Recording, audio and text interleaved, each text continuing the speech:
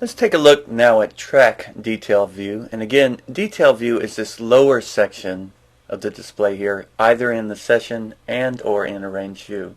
Now if you want to follow along, again we're using a demo song from Ableton Live called Vitamins by Jethro.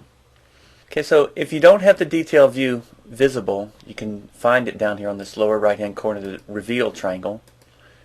It's going to hide and reveal that for us. And sometimes this detail view is also going to be in clip mode. So to make sure you're in track view, you have several options.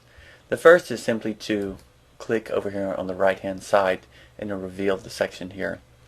The other one is simply to double click on a track name, and that will take you to track detail view.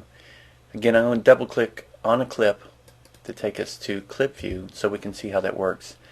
Now I'm going to double click on track 6, the effects track, and notice what we see now. Nothing. That's because this is using no effects whatsoever, no audio devices, no synthesizers, no MIDI effects whatsoever. So we just simply see a tab that says effects and it's empty. We have some audio clips in play so we can add audio effects if we wish. And to do that we simply open up our device browser. I'm clicking on it, going to audio effects, and I'll simply just choose a chorus and drop it in here. And then we can see that device comes into play. Another thing you want to be aware of when you're in track view is that if you have an instrument rack, you may need to open it up. We have different racks. There can be instrument racks, MIDI racks, audio effects racks.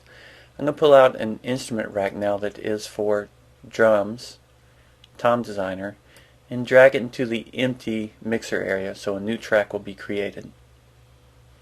Again, this is Tom Designer. I'm going to hide my browser now to give me more room to see things.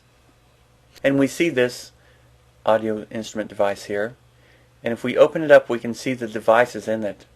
And one reason I want to do this is you can see now that sometimes the list of devices being used by a track can be quite long.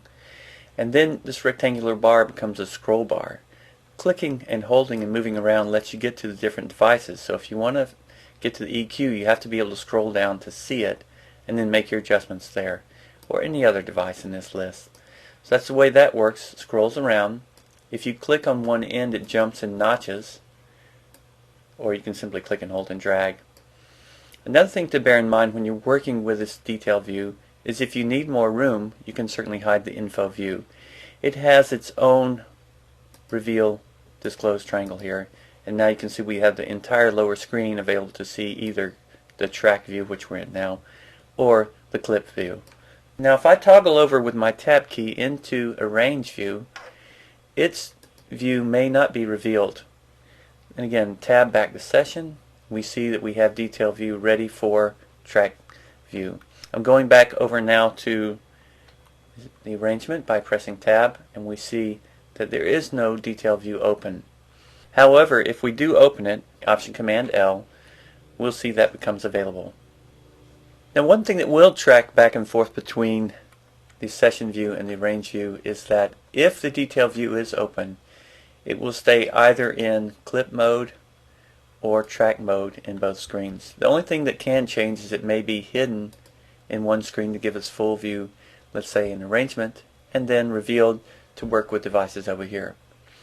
Okay, so that is a quick look at track mode. Again, we're scrolling around. Next we'll pick up by looking at how clip view works down here.